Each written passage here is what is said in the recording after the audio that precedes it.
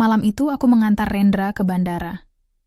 Lampu-lampu terminal memantul di kaca mobil, seperti kepingan kecil yang tercecer.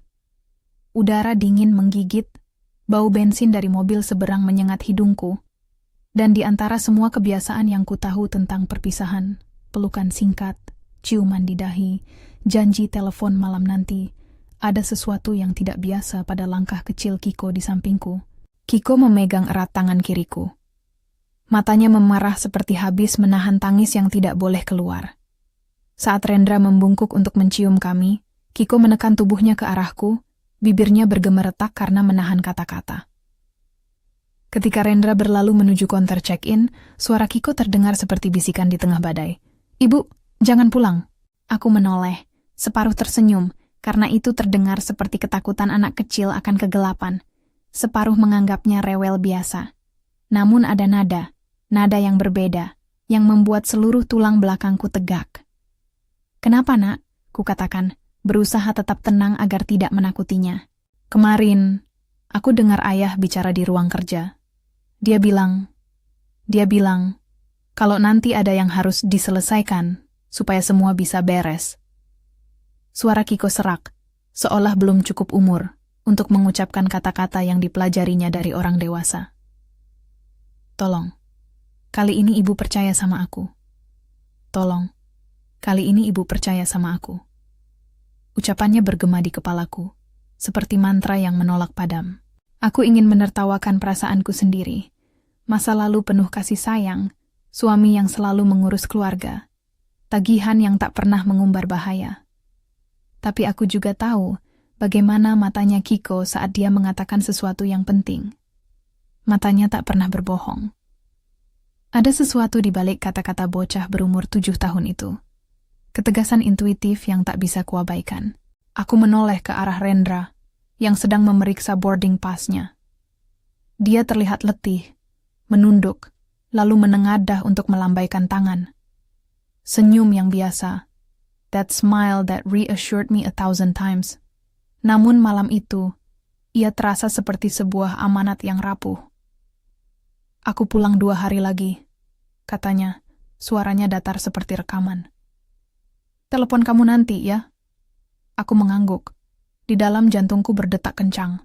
Jika ada satu hal yang mengajari aku hidup adalah kecurigaan kecil harus ditangani sebelum tumbuh menjadi bencana. Dalam beberapa minggu terakhir, aku sudah menaruh perhatian pada hal-hal kecil, detail yang biasanya aku abaikan. Pengasuh Kiko, Nadia, beberapa kali aku melihatnya menahan tangis saat menerima telepon. Dia selalu pergi ke balkon, menutup pintu, dan suaranya berubah menjadi gemetar. Dia bilang itu tentang keluarganya, tentang utang yang harus dilunasi, tentang sesuatu yang membuatnya malu. Aku percaya padanya. Kami seperti keluarga. Aku yang menggajinya. Aku yang mengasuhnya ketika ia sakit. Tetapi ada juga malam lain, kurang dari seminggu yang lalu, ketika aku lewat ruang kerja, lampu masih menyala. Di meja, sekilas kulihat ponsel Rendra bergetar. Dia mengambilnya dan bicara dengan nada seperti orang yang meretas rencana. Kata-katanya samar tetapi ada kata asuransi dan final di situ. Saat itu pun aku merasa sebuah benjolan kecil di perutku. Aku mencoba menganggapnya lelah. Aku tidak mau menuduh. Aku memilih percaya pada Rendra, pada rumah kami, pada wajah Kiko yang polos. Namun kali ini, di bandara, ketika Kiko memegang tanganku begitu erat dan bisikannya menekan di ulu hati, aku tahu aku tak akan bisa tidur jika aku membiarkan semuanya berlalu tanpa memeriksa. Setelah Rendra menghilang di balik pintu keamanan, kami pulang. Mobil meluncur pelan. Kiko tertidur sejenak memeluk boneka kecilnya. Aku menatap jalan, mata kosong, pikiran bekerja cepat. Di kepalaku pikirkan kembali momen-momen kecil. Nadia yang menangis saat telepon. Rendra yang menutup rapat pintu ruang kerjanya. Sutas kata yang kulewatkan. Rasa takut yang tiba-tiba terasa menakutkan dalam kesunyian rumah. Sampai beberapa minggu lalu, aku tak pernah menyangka melakukan tindakan nekat. Sesuatu yang membuatku berada di pinggir hukum. Tapi cinta untuk anakku lebih besar dari semua keraguan itu. Kubuka laci meja kecil yang selalu berisi pulpen dan nota. dan aku mengambil sebuah alat kecil yang selama ini kukira hanya untuk merekam rapat. Sebuah perekam suara. Bukan alat canggih, hanya sebuah perangkat rekam sederhana yang mungkin kubeli saat kuliah untuk tugas wawancara. Aku menaruhnya di tas, jantungku berdebar. Ini bukan tentang menyadap siapapun dengan niat balas dendam. Ini tentang bukti, tentang mengetahui apakah anakku dalam bahaya. Aku tahu itu berisiko. Aku tahu banyak orang akan berkata aku melampaui batas. Tapi aku juga tahu rasanya ketika seorang anak memegang tanganku dan berkata tolong. Naluri seorang ibu membaca kata tolong seperti alarm. Malam itu, setelah Rendra berangkat, aku menunggu sampai Kiko tertidur. Kemudian aku menyelinap ke ruang kerja. Jiwaku gemetar saat menaruh perekam di sudut rak buku. Tidak dekat, tidak mencolok, hanya pada posisi yang dapat menangkap suara orang yang duduk di meja. Aku tidak tahu hukum mana yang mungkin kuganggu. Aku hanya tahu aku tidak boleh menunggu ketika rasa takut menghujam setajam itu. Aku menempatkan perangkat itu tanpa berpikir panjang. Kata-kata Nadia terngiang di telingaku. Maaf Bu, aku cuma butuh waktu. Beberapa hari berlalu. Rekaman itu menunggu, menyimpan udara rumah kami yang terasa sedikit berbahaya. Aku melakukan hal-hal biasa. Membawa Kiko ke sekolah, menjemputnya, membuatkan makan malam. Di luar, Rendra semakin sering keluar malam untuk rapat yang katanya demi perkembangan perusahaan kecilnya. Aku melihat tagihan yang menumpuk di meja, surat dari rentenir yang menempel di kantong suratku.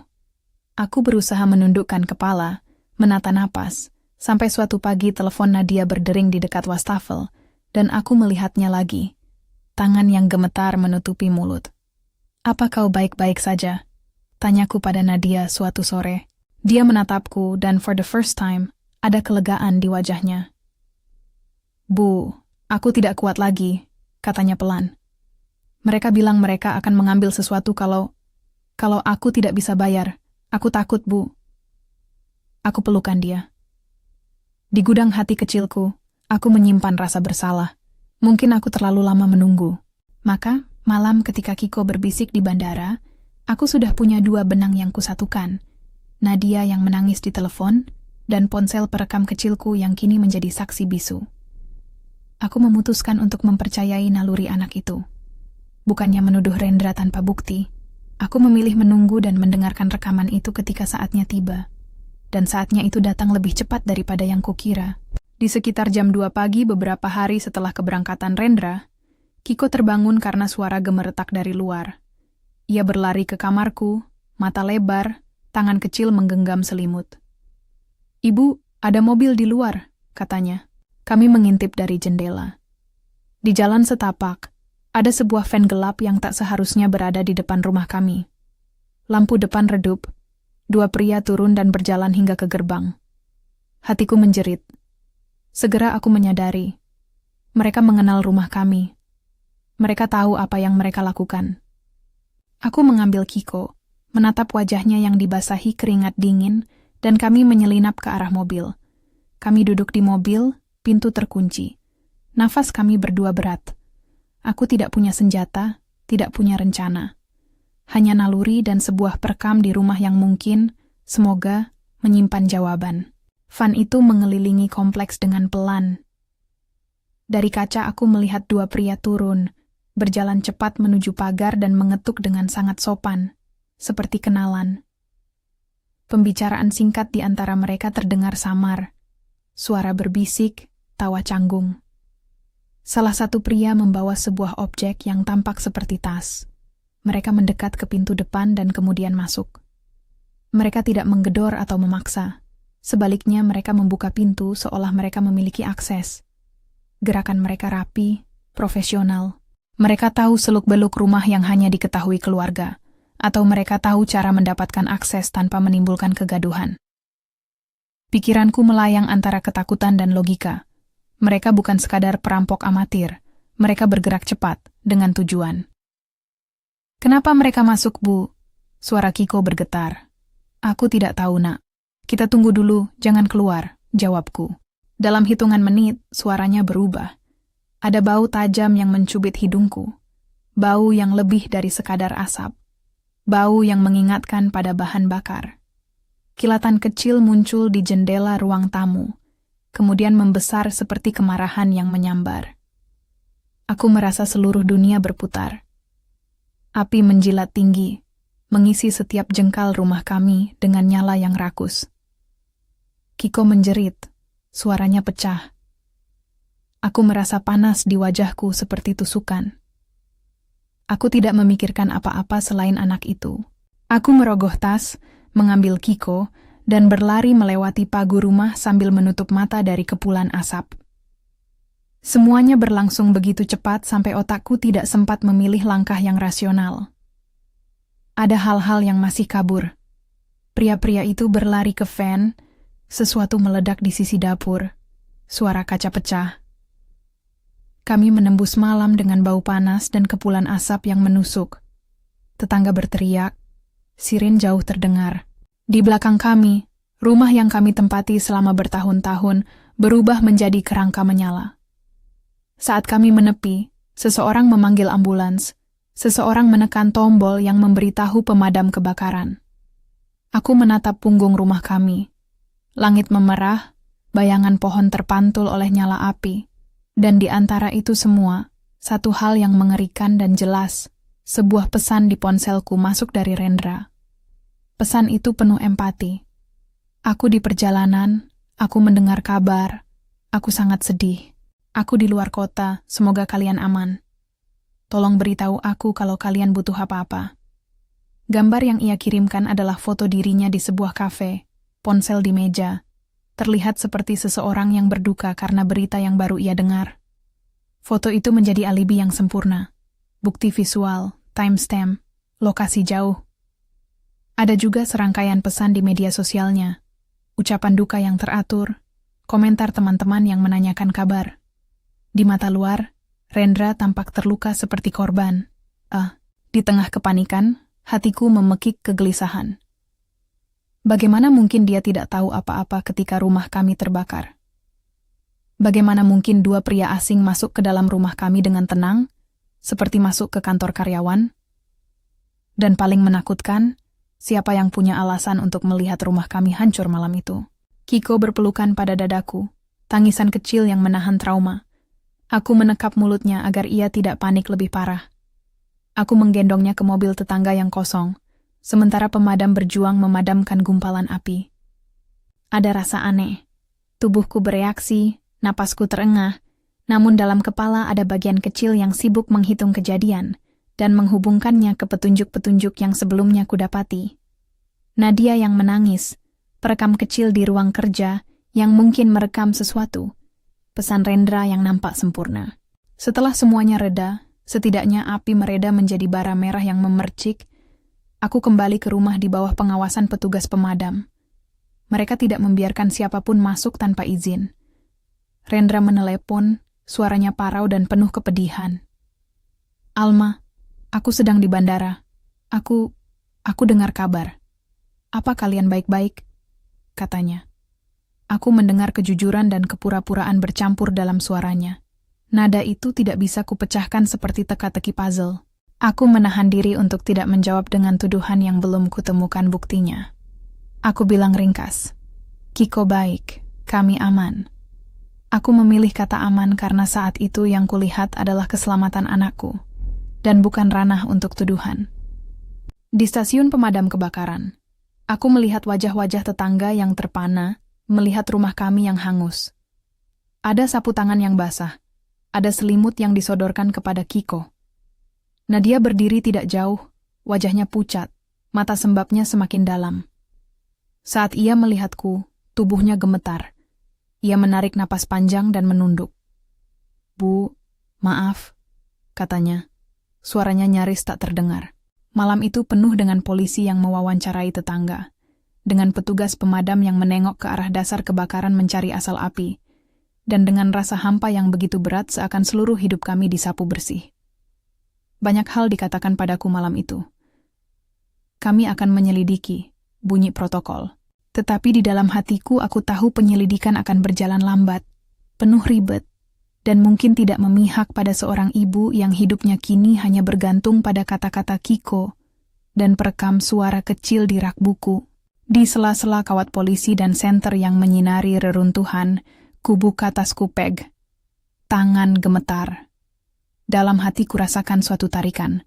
Perekam itu, apakah ia masih di tempatnya? Atau tersembunyi di tengah kepulan asap, hancur bersama kursi dan rak? Aku tak tahu. Polisi bilang jangan masuk ke area terbatas. Mereka menyegel banyak bagian rumah untuk penyelidikan.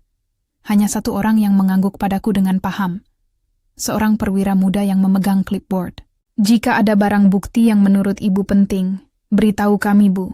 Kami akan catat, katanya sopan. Keesokan paginya, setelah malam yang diselimuti rasa kelam, aku duduk di kursi kosong di halaman tetangga, menarik napas panjang, dan melihat Kiko yang masih menggenggam boneka basah. Ia menatapku dengan mata besar. Ibu, apakah ayah yang membuat rumah kita terbakar? Tanyanya polos, tak mengerti nuansa bigam. Pertanyaan itu seperti batu yang mengguncang dasar danau. Sekali dilempar, riaknya tak akan pernah sama. Aku tidak punya jawaban untuknya. Aku hanya bisa menggenggam tangan kecilnya dan mengulang kata-kata yang terus terngiang sejak bandara. Tolong, kali ini ibu percaya sama aku. Kelelahan dan rasa takut membuatku bertindak. Aku tidak bisa duduk menunggu hasil penyelidikan yang mungkin memakan waktu berminggu-minggu. Ada hal lain yang lebih segera. Aku perlu tahu apa yang terekam di perekam kecil itu. Jika ada rekaman yang menunjukkan ada rasa permusuhan atau pengakuan, itu bisa menjadi titik awal. Jika tidak ada, maka aku harus mencari bukti lain. Tapi tanpa bukti, aku tahu susah bagi pihak berwenang untuk langsung menahan siapapun. Apalagi seseorang dengan alibi sempurna seperti Rendra. Sore itu aku menemui Nadia di rumahnya yang kecil, 2 lorong dari tempat kami tinggal sebelumnya. Ia tampak seperti bayangan dirinya sendiri. Aku duduk di kursi kayu sempit, menatap wajahnya yang sayu. Apa kau tahu sesuatu, Nad? Tanyaku lembut. Nadia menunduk, lalu mengusap mata. Bu, aku takut. Orang-orang itu datang beberapa kali minggu lalu. Mereka bilang, mereka hanya perlu membuat segalanya tenang. Mereka memberi aku nomor, bilang kalau aku mau selesaikan sekarang, semuanya akan baik-baik saja. Mereka bilang itu hanya pekerjaan. Aku pikir mereka hanya orang yang ingin mengambil barang, Bu. Aku tidak tahu kalau ia tidak menyelesaikan kalimatnya. Aku tahu alasannya.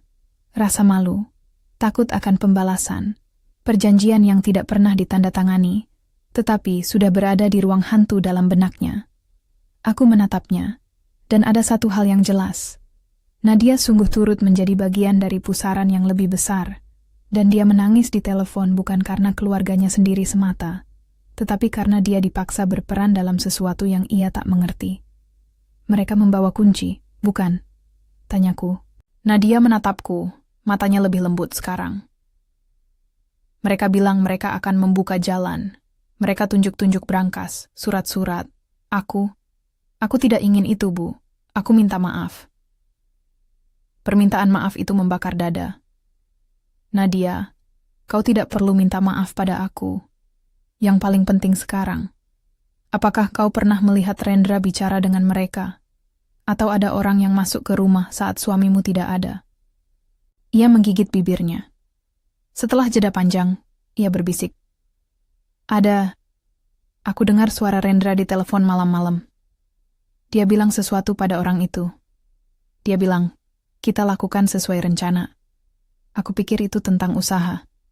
Aku pikir itu pembayaran. Aku takut, Bu. Aku takut. Kata-kata itu menorehkan sesuatu yang dalam di hatiku.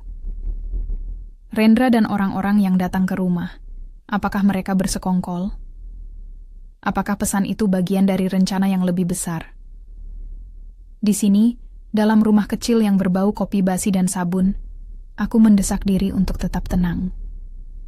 Kupeluk Nadia, dan aku memintanya untuk menceritakan setiap detail, tanpa menekan, tanpa menghakimi. Informasi terkecil pun bisa menjadi saham besar dalam suatu kebenaran yang kelak akan mengubah takdir kami. Malam itu, setelah Nadia tidur, aku duduk di ruang tamu tetangga dengan perekam di saku jaketku, sebuah kebiasaan yang kini terasa seperti perlindungan ekstra. Aku memikirkan Rendra, orang yang pernah kujadikan sandaran, yang pernah menuliskan nama kami di banyak rencana masa depan. Aku memberinya kesempatan ketika ia mengatakan ia terlilit hutang. Aku membantunya menutup beberapa tagihan. Aku berdiri di sisinya ketika tekanan usaha menekan. Aku berpikir, seseorang yang begitu tertekan mungkin melakukan hal gila. Tapi sampai mana seseorang bisa pergi? Rencana apa yang ia miliki? Apakah itu cukup untuk membakar rumah, mengambil asuransi, mendapatkan akses ke warisan? Jawaban-jawaban itu masih tersembunyi. Namun ada satu keamanan. Perekam yang kukubur di rak buku itu. Malam itu aku memutuskan, aku tidak akan menunggu lama.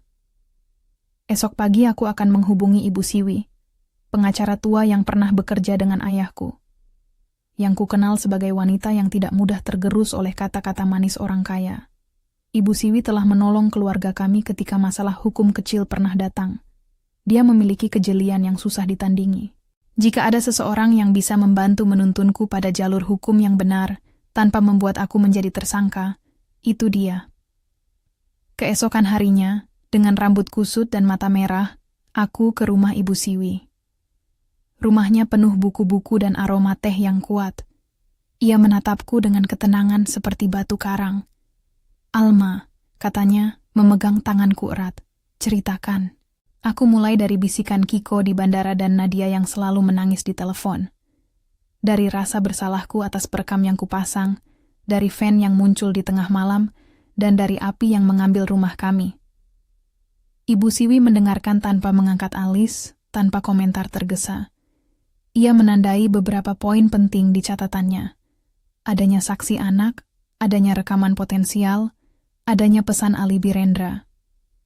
"Kita tidak boleh bermain emosi," katanya akhirnya. "Tapi kita juga tidak bisa membiarkan hal ini berlalu begitu saja.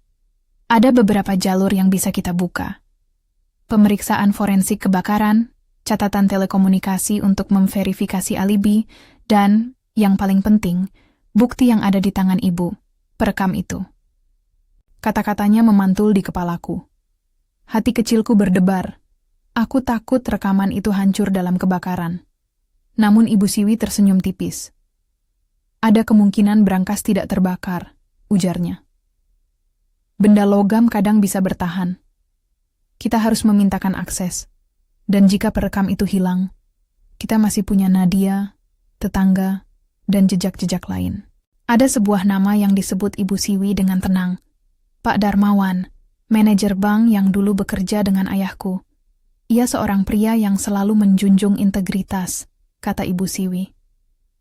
"Kalau benar Rendra mengejar hak-hak warisan, Pak Darmawan mungkin tahu cara-cara yang ia coba gunakan," ujar Ibu Siwi. "Dan kalau ada sesuatu yang dilindungi di brankas rumah, seperti buku harian atau dokumen kunci, itu bisa menjadi bukti. Kita akan minta izin untuk memeriksa brankas. Tapi kita lakukan dengan prosedur, Alma. Kita biarkan aparat memprosesnya, sehingga bukti tidak disalahgunakan." Aku mengangguk. Kata-katanya menenangkan namun juga menegaskan bahwa perjalanan ini tak akan singkat. Di pikiran aku muncul gambaran sebuah buku harian tebal dengan halaman-halaman penuh noda tinta. Buku yang mungkin berisi catatan pembayaran dan nama-nama yang menimbulkan rasa takut. Bayangan itu begitu kuat sehingga dadaku terasa sesak. Kalau memang ada buku itu, bila itu adalah asuransi yang disebut oleh Nadia atau Rendra, maka segalanya menjadi begitu nyata. Kita juga harus hati-hati mengenai Pak Rendra, tambah Ibu Siwi. Jika dia punya akses ke pengacara hebat atau jaringan yang kuat, dia mungkin akan mencoba menutup kasus ini. Untuk sekarang, kita kumpulkan fakta. Jangan tunjukkan emosi di hadapan penyidik. Biarkan bukti yang berbicara. Kata-kata itu adalah peta yang kubutuhkan. Aku pulang dengan kepala penuh strategi sederhana. Meminta akses ke brankas, menunggu hasil forensik, memastikan rekaman aman jika masih ada. Namun hati kecilku, yang tak pernah absen, tetap bergema. "Tolong, kali ini ibu percaya sama aku." Malam berikutnya, aku kembali ke reruntuhan rumah dengan surat permintaan resmi yang dibuat Ibu Siwi. Polisi masih melakukan pemeriksaan. Ada rasa tidak nyaman saat aku berjalan melewati puing yang menasbihkan bahwa hidup kami tak lagi sama. Sementara itu, Rendra semakin aktif menunjukkan keprihatinannya lewat unggahan-unggahan media sosial yang rapi. Ia tampak berduka seperti orang yang kehilangan rumahnya sendiri. Di antara komentar dan balasan penuh empati dari teman-temannya, aku menemukan satu hal yang mengganggu. Sebuah pola komunikasi yang tidak selaras dengan malam kebakaran. Ada jeda, ada kesan perencanaan. Namun aku harus menunggu bukti. Itulah hukumnya. Karena tanpa bukti, bahkan tuduhan yang paling jujur pun hanya akan menjadi bisikan di kafe-kafe tetangga. Di tengah penantian itu, ada satu hal kecil yang memberi harapan. Sebuah pesan dari Detektif Binsar, nama yang disebut Ibu Siwi beberapa kali sebagai orang yang tegas tapi adil. Ia mengirim pesan singkat. Kami akan memprioritaskan rumah ini. Kirimkan barang-barang yang menurut ibu penting. Kami akan cek. Kata-kata itu terasa seperti secercah cahaya di lorong gelap. Malam itu aku tak tidur. Aku memikirkan perekam itu. Apakah ia selamat dari kobaran api? Aku memikirkan buku harian yang mungkin tersimpan dalam brankas. Aku memikirkan Rendra dengan wajahnya yang tampak rapuh di foto. Dan aku memikirkan Kiko, yang matanya menyimpan lebih dari apa yang ia seharusnya ketahui. Keesokan paginya, saat aku akan berangkat ke kantor polisi untuk mengurus permintaan akses ke brankas, handphoneku bergetar. Aku menatap layar dan melihat notifikasi pesan masuk dari nomor yang tak kukenal. Pesan itu singkat, jangan buka itu. Tidak ada nama, hanya pesan itu. Dada ini serasa disekap. Siapa mengirim pesan itu? Siapa yang tahu bahwa aku akan mencoba mengambil perekam? Apakah itu ancaman atau peringatan? Rasanya seperti benang yang ditarik dari sesuatu yang lebih besar di belakang layar, dan aku berdiri di ujung tali itu dengan tangan gemetar. Aku menimbang. Apakah aku harus melaporkan pesan ini ke Detektif Binsar? Apakah aku harus memberitahu Ibu Siwi? Atau apakah ini jebakan untuk membiarkanku terungkap? Kiko yang sedang sarapan menatapku khawatir. Ibu, apa kita harus takut? Tanyanya polos. Aku menatapnya lama, menelan jawaban. Kita akan kuat, nak, jawabku. Ibu akan pastikan kau aman. Di dalam hatiku, sebuah tekad mengeras. Aku tidak akan membiarkan ketakutan mencuri langkah kami. Tapi aku juga tahu, keputusan akan membawa risiko. Setiap langkah membuka kemungkinan baru, baik itu kebenaran yang membebaskan, atau kebenaran yang lebih menghancurkan. Dengan napas panjang, aku mengunci pintu rumah tetangga, dan melangkah ke udara pagi. Dalam tas aku menyimpan beberapa hal sederhana. Jaket, air minum, nomor Ibu Siwi, dan dalam hatiku, sebuah keberanian yang dipicu oleh bisikan kecil anakku di bandara. Tolong, kali ini ibu percaya sama aku. Langkahku menuju kantor polisi terasa seperti memulai sebuah pelayaran di malam badai. Aku tahu bahwa ada banyak langkah lagi yang harus kulalui sebelum kami dapat bernapas lega. Namun ada satu hal yang jelas. Aku tak akan mundur. Bukan demi dendam, bukan demi balas jasa, tapi demi keselamatan anak yang memelukku setiap pagi dan memutuskan bahwa sebuah bisikan kecil bisa menyelamatkan nyawa. Pintu kantor polisi terbuka, lampu neon menyilaukan. Di ruang tunggu, beberapa keluarga korban lain menunggu. Wajah mereka keras oleh perjalanan hidup yang tak diinginkan. Aku menunggu giliran, tangan menekan erat surat permintaan, mata menatap surat yang ditandatangani oleh Ibu Siwi. Di papan pengumuman ada sebuah tulisan kecil tentang prosedur penyelidikan kebakaran. Kata-kata itu terasa formal dan jauh dari rasa sakit yang kurasakan. Ketika namaku dipanggil, aku masuk ke ruangan tempat Detektif Binsar menunggu. Ia menyambut dengan ketegasan yang tenang. Bu Alma, saya sudah melihat lokasi. Kami menemukan beberapa anomali, katanya, tanpa basa-basi. Ada indikasi bahwa kebakaran bukan semata kebetulan. Kami akan koordinasi dengan tim forensik. Sekarang tentang perekam yang ibu sebutkan. Apakah ibu yakin barang itu ada? Aku menelan. Aku tidak tahu, Pak. Tapi aku rasa ada hal penting yang terekam di sana. Tolong, kalau ada yang bisa dilakukan, periksa berangkas, periksa ruang kerja. Aku takut jika bukti itu hilang. Detektif Binsar menatapku dengan serius. Kita harus prosedural, Bu. Ibu tahu itu. Tapi saya juga paham kalau ada urgensi. Kami akan ajukan surat permintaan untuk membuka berangkas kalau itu masih tertutup. Untuk sekarang saya sarankan Ibu tetap bersama keluarga dan jangan berbicara ke media. Aku mengangguk. Keluar dari ruangan itu, aku merasa berat namun sedikit lega. Langkah kecil ini setidaknya mulai membuka jalan. Namun di saku jaket, ponselku berdentang lagi. Pesan lain dari nomor tak dikenal. Jangan campuri urusan orang dewasa. Sekali lagi, pesan itu membuat darahku dingin. Tetapi kali ini ada juga perspektif lain yang menyalakan api kecil keberanian. Jika memang ada orang yang takut aku mencampuri urusan mereka, berarti ada yang harus ditutupi. Tanpa kuduga, langkah selanjutnya membawa aku kembali ke reruntuhan. Petugas forensik sedang mengamati sisa-sisa rumah dengan senter, mengambil sampel, membidikkan kamera ke sudut-sudut yang hangus. Aku berdiri di sana, menunggu perkembangan, menimbang apakah perekam itu selamat. Dalam kerumunan, aku melihat Nadia. Ia menatapku, lalu menunjuk sebuah area yang masih disegel. Di sebelah berangkas, katanya lirih. Mereka masuk ke sana dulu. Detektif Binsar mendengar dan langsung bergerak, menandai area itu pada peta. Aku melihatnya berjalan menuju tim forensik, dan kemudian sebuah langkah bersejarah berlangsung. Mereka memutuskan untuk membuka segel di area brankas. Jantungku terpacu. Jika ada satu momen yang akan menentukan banyak hal, mungkin momen itu adalah saat di mana pintu brankas itu dibuka. Namun ketika mereka membuka ruang itu, apa yang akan kami temukan? Apakah perekamku selamat? Apakah buku harian berisi daftar nama yang mengintimidasi itu masih utuh di dalam brankas tahan api? Atau apakah semua bukti itu sudah lenyap, dimakan oleh api, disingkirkan oleh tangan-tangan yang tak ingin kebenaran keluar? Aku berdiri di sana menahan napas, menunggu jawabannya, sementara lihatannya tertuju pada detektif yang menunduk memeriksa isi brankas itu. Di antara debu dan abu, aku merasakan sebuah kebisuan yang berat, sebuah jeda sebelum badai baru menghantam.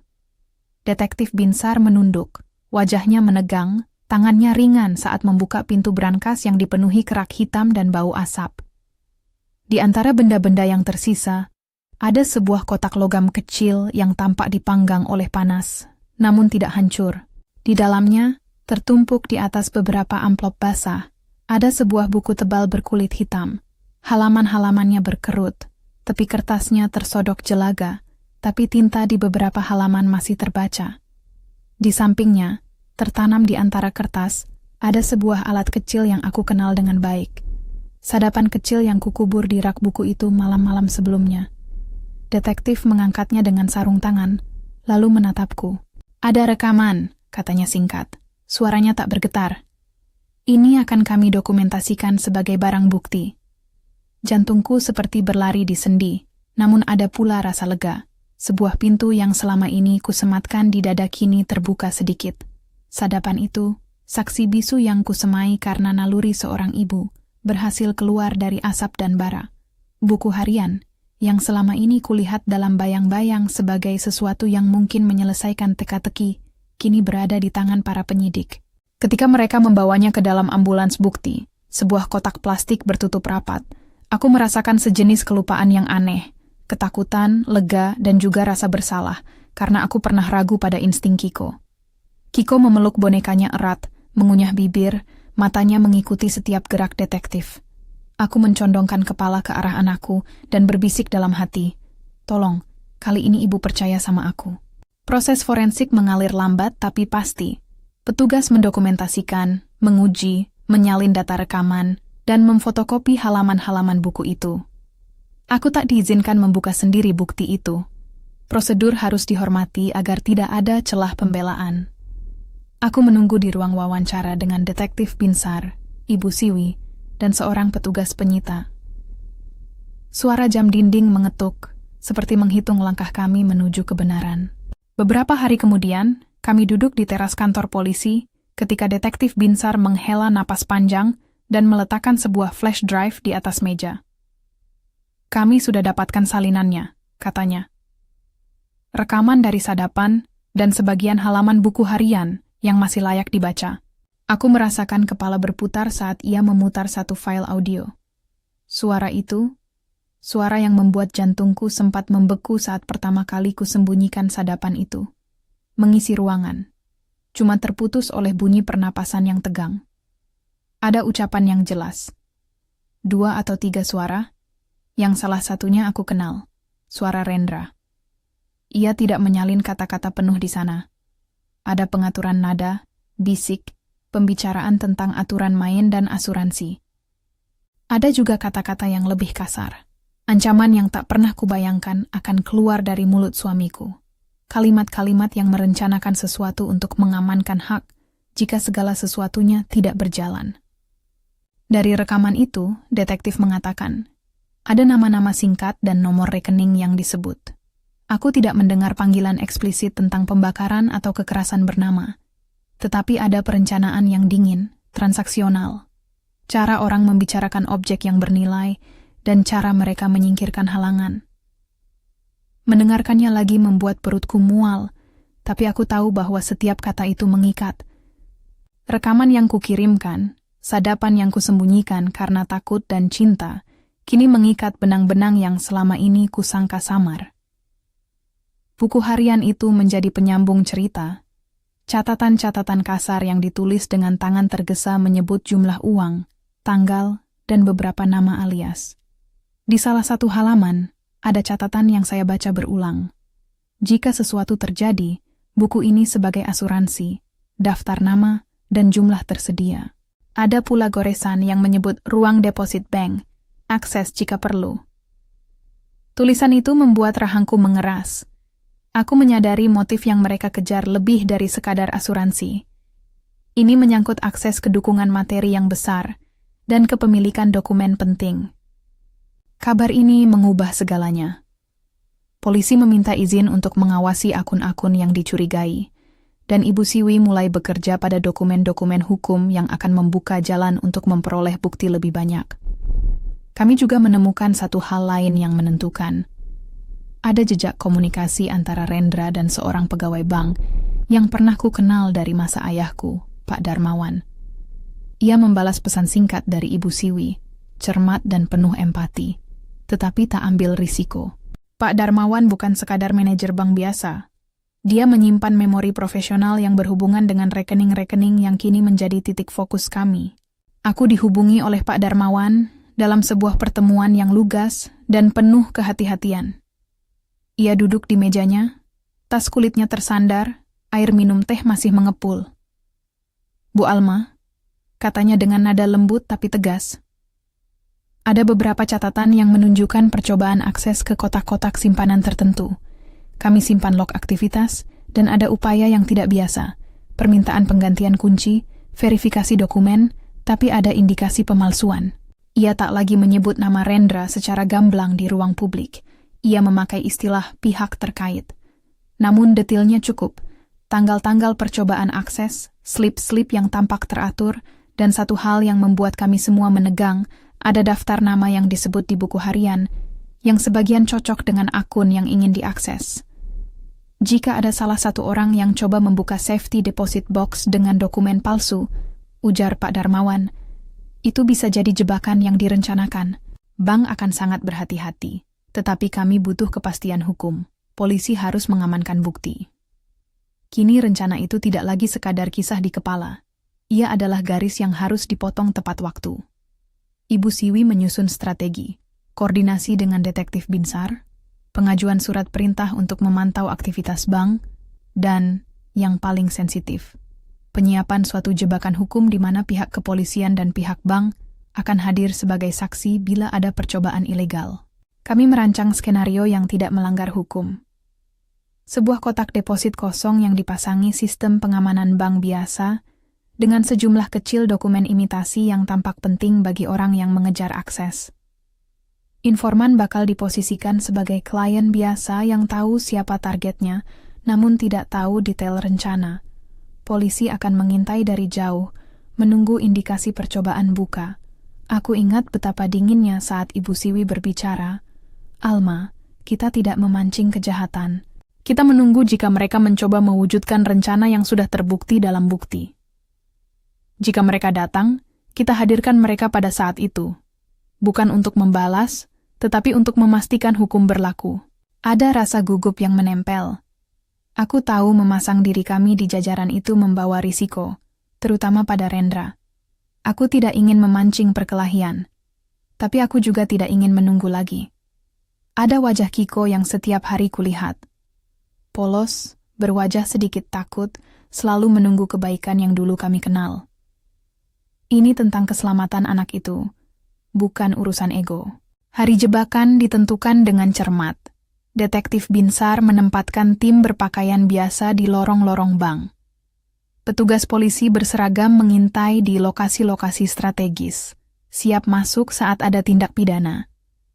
Ibu Siwi membawa saya dan Kiko pada pagi hari itu. Dia menyuguhkan kalimat-kalimat tenang yang membuat otakku tidak goyah. Ingat Alma, hadirkan fakta, jangan emosi. Biarkan bukti dan hukum berbicara. Aku memeluk Kiko sebelum kami masuk. Nak, kulirih, ingat kata-kata yang kau katakan pada ibu waktu itu. Ia menatapku dengan mata cemas namun tegas, lalu mengangguk kecil, suaranya pelan.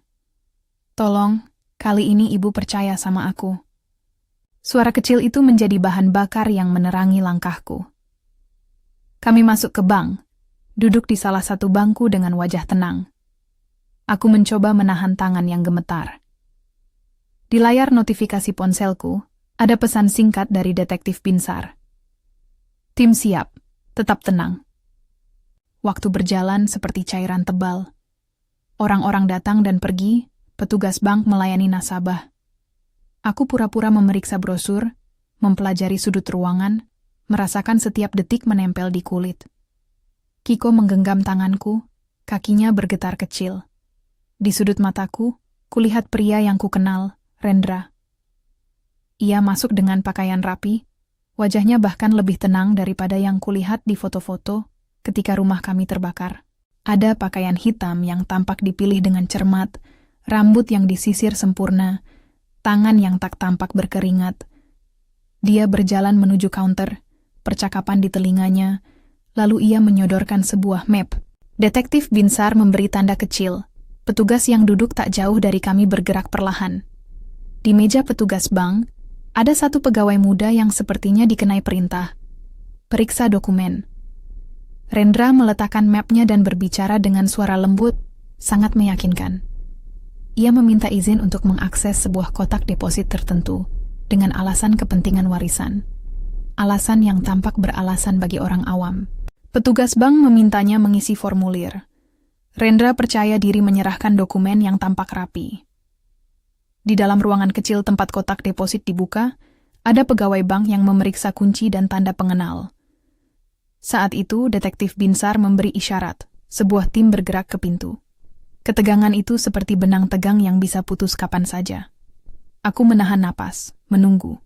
Ketika pegawai bank membuka kotak deposit itu, seorang polisi lain yang berseragam masuk. Pak Rendra? Suara itu tegas. Di luar, aku mendengar gerakan cepat. Sandal, langkah kaki yang panik. Rendra membeku sejenak, matanya melebar, lalu ia mencoba tersenyum seperti orang yang ditangkap dalam situasi memalukan. Saya, katanya, membela diri. Tetapi detektif yang lain memperlihatkan salinan rekaman yang kami miliki. Hal itu cukup untuk membuat wajahnya pudar. Maka sesi itu pun berujung pada penangkapan. Tidak ada drama berlebihan, tak perlu tembakan atau kejar-kejaran. Ada kerapuan yang dingin dalam prosesnya. Penyitaan, pembacaan hak, pemborgolan. Detektif Binsar menatapku sebentar, lalu menunduk lagi pada pekerjaannya. Aku merasakan campuran emosi yang tak mudah diurut, lega yang bergetar, kesedihan yang mendalam, marah yang membeku duluan. Kiko memelukku erat, dan aku menekan wajahnya ke dada, merasakan detak jantungnya yang cepat, tahu bahwa kita berdua baru saja melewati garis paling gelap.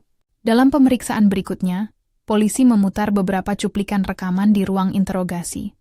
Suara-suara itu, yang selama ini kusembunyikan dalam kepadatan kepalaku, Dihadirkan sebagai bukti, percakapan yang merencanakan pemalsuan dokumen, daftar nama rentenir, dan pembicaraan tentang mempermudah akses. Ketika bukti audio itu diputar di depan pengadilan, nada di ruang itu tak lagi hanya sekadar bunyi. Ia menjadi saksi yang mengikat kata-kata menjadi fakta. Rendra, yang semula memiliki alibi yang tampak tak tergoyahkan di mata publik, mulai kehilangan pijakannya. Proses hukum berjalan tidak cepat, tetapi terasa seperti pergulatan yang menegangkan. Mereka menuntut dengan pasal-pasal yang berkaitan dengan perencanaan kejahatan, pemalsuan dokumen, dan keterlibatan dalam kebakaran rumah, jika bukti-bukti menunjukkan keterkaitan. Saksi-saksi dipanggil, termasuk Nadia yang dengan keberanian yang luar biasa menyampaikan apa yang ia ketahui. Ia menangis, tetapi aku melihat ada rasa lega di matanya, sebuah pembebasan dari beban lama. Aku melihat Ibu Siwi di kursi sebelahku, menatapku seperti mencari jawaban dalam gerak bibirku, dan memberi sinyal-sinyal kecil untuk tetap tenang. Sidang demi sidang berlangsung. Pengacara Rendra mencoba mengguncang kredibilitas bukti rekaman, menyebut prosesnya manipulatif atau transaksi yang diambil di luar konteks. Tetapi detektif Binsar, Ibu Siwi, dan tim hukum kami berhasil menunjukkan rantai bukti yang konsisten. Buku harian yang menyebut nama-nama dan jumlah, rekaman sadapan yang menegaskan percakapan perencanaan, jejak transaksi bank yang menunjukkan usaha untuk mengakses kotak deposit. Dalam satu kesempatan, jaksa memutar serangkaian rekaman yang langsung mengaitkan nama-nama pada daftar buku harian dengan permintaan akses bank. Aku menghadapi momen-momen yang sulit di persidangan, disidang sebagai korban, namun juga sebagai pihak yang pernah melakukan tindakan yang dianggap beberapa pihak sebagai mencurigakan. Memasang sadapan, aku tak menutupinya. Pengacara pembela mencoba memutar narasi itu untuk membuatku terlihat sebagai orang yang memancing. Aku berdiri teguh. Ketika aku berdiri di depan hakim, aku berkata dengan suara yang tegas, namun tersendat di awalnya. Saya seorang ibu. Ketika anak saya berkata, "Jangan pulang," saya percaya. Itu bukan soal membalas. Itu soal keselamatan. Saya tidak mau anak saya menjadi korban dari sesuatu yang direncanakan oleh orang yang seharusnya melindungi kami. Kata-kataku menjadi simpul kecil dalam persidangan.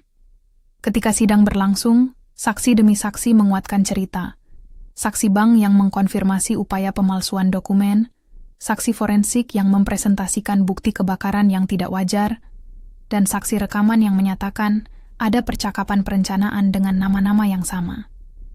Pengadilan menghabiskan waktu menimbang setiap bukti, memverifikasi rantai kepemilikan rekaman, dan memastikan bahwa hak-hak terdakwa terpenuhi. Pada hari vonis, ruangan pengadilan terasa seperti cawan yang menunggu. Aku tak tidur malam itu. Kiko tidur di sampingku, tangannya melingkari leherku, sebuah pengingat nyata akan tujuan kami. Ketika hakim mengetuk palu dan mengumumkan putusan, napasku tertahan. Rendra dinyatakan bersalah atas beberapa tuduhan. Perencanaan tindak pidana yang mengarah pada kebakaran yang membahayakan, pemalsuan dokumen, serta keterlibatan dalam konspirasi untuk mengakses hak milik. Hukuman dijatuhkan cukup berat, cukup untuk membuatnya tidak lagi menjadi ancaman praktis bagi kami, namun juga memenuhi keadilan yang kami cari. Kemenangan hukum itu tidak menghapus bekas luka. Rumah kami tetap hancur, barang-barang berharga telah lenyap, kenangan kini tercium pahit ketika malam turun. Namun ada sejumlah hal yang mulai tumbuh di antara reruntuhan. Rasa aman yang lama hilang mulai menanjak, lambat tapi pasti. Kecoakan yang menganga setelah kebakaran berubah menjadi kesempatan untuk membangun kembali dengan cara yang lebih berarti. Salah satu keputusan yang kuambil di masa-masa pasca vonis adalah menolak menggunakan uang atau aset yang diperoleh melalui rencana jahat Rendra. Uang yang terkait dengan niat kriminalnya, jika ada, adalah sesuatu yang tidak pernah ingin kubiarkan hidup kami. Sebaliknya, aku mencari sumber lain, warisan dari ayahku yang bersih dan terjaga reputasinya. Warisan itu bukan untuk memuaskan kemarahan atau mengganti kerugian secara materi semata. Aku ingin menjadikannya alat untuk menyembuhkan luka yang lebih luas. Bersama Ibu Siwi, aku mendirikan sebuah yayasan kecil yang fokus pada perlindungan dan dukungan bagi perempuan dan anak yang menjadi korban kekerasan serta eksploitasi, sebuah tempat aman yang menyediakan dukungan hukum, konseling, dan program beasiswa bagi anak-anak yang harus kehilangan rumah mereka. Kami menamakannya dengan sederhana, Yayasan Pelita Aman, sebagai simbol cahaya yang kubangun dari kegelapan. Yayasan itu tidak langsung besar. Dia berjalan perlahan, sebuah kantor kecil, beberapa staf yang berdedikasi, relawan yang datang dari komunitas tetangga, dan dukungan dari orang-orang yang menyaksikan perjalanan kami. Aku melihat waktu dan pengalaman mengubah luka menjadi sesuatu yang berguna. Beasiswa pertama kami diberikan kepada seorang anak dari tetangga yang kehilangan orang tuanya dalam kebakaran yang lain. Program konseling pertama kami menolong seorang ibu muda yang hampir terjerat utang yang berbahaya. Hal-hal kecil ini membuat segala sesuatu terasa bermakna. Kiko juga berubah. Di awal, matanya sering menatap kosong ketika malam tiba. Tidur kami masih terganggu sesekali.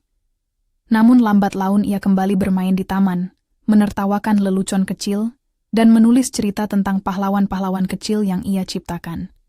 Sekolahnya melihat perubahan. Ia menjadi lebih percaya diri, lebih vokal ketika ada yang tak beres. Hari-hari kami kini diselingi tawa tipis, yang tumbuh menjadi tawa yang lebih lebar. Aku menyaksikan anak kecil yang dulu berbisik, "Jangan pulang," menjadi anak yang tahu bahwa intuisinya dihargai. Aku berterima kasih pada banyak orang. Detektif Binsar yang tidak gentar, Ibu Siwi yang dengan ketegasan menavigasi labirin hukum, Pak Darmawan yang menjaga integritasnya dan memberi bukti kunci, Nadia yang berani membuka mulut walau itu berarti menghadapi ketakutan terbesarnya. Ada juga tetangga kami yang menolong ketika kami melarikan diri di malam kebakaran. Mereka memberi selimut, makanan, dan pelukan ketika kami hampir kehilangan harapan. Semua itu adalah jalinan yang menyembuhkan hati. Pada suatu sore ketika yayasan akhirnya menerima donasi pertama dari komunitas lokal, aku berdiri di depan sebuah ruangan kecil yang kami sewa sebagai pusat layanan. Kiko berdiri di sampingku memegang potongan pita merah. Aku tidak lagi merasa seperti wanita yang harus menahan semua derita sendirian. Ada jaringan yang mendukung. Ketika aku memotong pita itu, aku merasakan sebuah jeda panjang yang manis. Sebuah jeda sebelum napas lega yang lebih besar. Salah satu hal yang selalu kutegaskan dalam setiap pertemuan yayasan adalah tentang pentingnya mendengar suara anak. Aku sering menceritakan sedikit dari cerita kami. Tentang bisikan di bandara, tentang perekam yang kusembunyikan, tentang keputusan yang penuh risiko yang kami ambil, karena kami percaya pada kata-kata seorang anak. Aku mengingatkan orang-orang bahwa intuisi anak bukanlah omong kosong. Itu adalah alarm yang sering diabaikan. "Tolong, kali ini ibu percaya sama aku katakan di depan mereka, dan ruang itu selalu hening. Mereka mengerti maksudnya. Ada hari-hari, ketika ingatan akan kebakaran datang seperti bayangan samar. Bau asap yang menyerang hidung, lampu-lampu pemadam yang menari di langit malam, hamparan abu yang menutupi setiap kenangan rumah. Namun bahkan dalam bayang itu terdapat benih harapan, bukti nyata bahwa kebenaran, meski terlambat, bisa muncul. Kita menjalani hidup yang tidak sempurna, tetapi lagu kecil tentang keselamatan itu terus berdentang. Rendra menjalani hukumannya. Dia tidak lagi bagian dari kehidupan kami. Bukan karena aku membenci, tetapi karena jarak itu perlu agar penyembuhan bisa terjadi. Aku tidak menutup kemungkinan akan ada proses pemulihan untuknya juga. Setiap manusia punya ruang untuk berubah, tetapi untuk saat ini, fokusku adalah melindungi Kiko dan membantu orang lain agar tidak melalui kehancuran yang kami alami. Ada satu hal yang tak pernah lepas dari pikiranku. Ketika aku pertama kali berdiri di bandara dan mendengar bisikan Kiko, aku merasa seperti ada pilihan kecil yang harus dibuat. Pilihan itu tampak sepele, percaya atau tidak. Tetapi pilihan kecil itu mengubah seluruh hidup kami. Itu adalah pengingat bahwa keputusan yang tampak sederhana kadang menentukan nasib besar. Aku berharap orang-orang mendengar pesan itu. Beri ruang kepada anak-anak untuk bicara. Dengarkan. Sekarang, ketika malam tiba dan Kiko sudah terlelap, aku duduk di meja kecil, menulis rencana kegiatan yayasan, menandatangani dokumen, atau hanya mencuri waktu untuk bernapas. Di sela-sela kesibukan, aku sering membuka lembaran-lembaran foto lama, foto-foto keluarga, momen sederhana yang tak ternilai. Ada foto kami bertiga tertawa di pantai. Ada foto kecil yang menunjukkan Rendra dengan wajah lelah namun penuh rencana. Aku tak menyingkirkan masa lalu. Aku menempatkannya di tempat yang dapat kubaca dengan wajar, bagian dari cerita yang membentuk siapa aku sekarang. Aku tidak lagi takut ketika ponsel bergetar dengan pesan asing. Ada saat-saat aku mencurigai bahwa bekas-bekas jaringan jahat itu akan mencoba lagi, namun perkaranya telah selesai secara hukum. Dan lebih dari itu, aku punya lembaga kecil yang bisa melindungi, mendidik, dan memberi bantuan. Hukum telah berdiri pada tempatnya, tetapi yang lebih penting adalah ketahanan yang tumbuh dari dalam, ketahanan yang kini kutanamkan pada Kiko. Beberapa orang menanyakan apakah aku menyesal memasang sadapan. Mereka menilainya kontroversial. Aku menjawab dengan jujur. Aku takut, aku gelisah, aku khawatir hukum akan memandangku sebagai orang yang melanggar privasi. Namun ketika keselamatan anak dipertaruhkan, aku memilih langkah yang membuatku tidur lebih tenang. Dan ketika semua itu terungkap, sadapan itu bukan sekadar alat. Ia adalah saksi bahwa naluri seorang ibu bisa menjadi kunci untuk membuka kebenaran. Ada satu malam yang tak akan kulupakan. Aku dan Kiko duduk di balkon rumah baru kami. Sebuah rumah kecil yang kami peroleh jauh dari modal jahat yang hendak diambil, menghirup udara yang terasa manis. Kiko menatap bintang-bintang dan berkata, "Ibu, aku senang kita bersama." Aku merangkulnya, menariknya ke dekat, dan mengucap dalam hati, "Tolong, kali ini ibu percaya sama aku." Lalu aku menambah, "Terima kasih sudah berani bicara." Di akhir cerita ini, aku ingin mengatakan sesuatu kepada siapapun yang menonton dan mendengarkan. Jangan abaikan bisikan hati. Jangan anggap remeh kata-kata anak. Dan ketika ada keraguan tentang keselamatan, carilah jalur hukum yang tepat. Jangan bertindak di luar hukum dengan tujuan balas dendam. Gunakan mekanisme yang ada, polisi, pengacara, saksi, untuk membawa kebenaran ke permukaan. Jika kisah kami memberi sesuatu padamu, keberanian, peringatan, atau inspirasi, aku berharap kamu bisa melakukan satu hal kecil. Dukung organisasi yang membantu korban-korban kekerasan dan keluarga yang kehilangan tempat tinggal.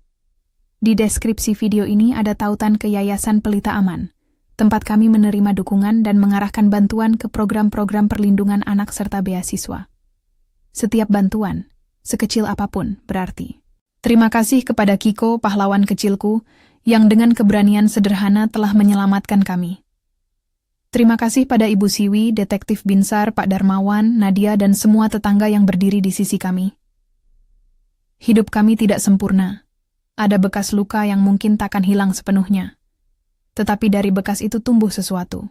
Keteguhan, keadilan, dan kesempatan untuk menolong orang lain, agar tidak merasakan hal yang sama. Kisah ini berakhir dengan kami yang bangun setiap pagi untuk melakukan pekerjaan sederhana. Melindungi satu sama lain, mendidik, dan memberi ruang bagi anak-anak untuk bersuara. Jika suatu hari kamu mendengar bisikan kecil dari anakmu, dengarkan. Andaikan itu adalah peringatan, dengarkan. Andaikan itu adalah kebenaran, percayalah. Kadang, sebuah bisikan kecil menyelamatkan nyawa.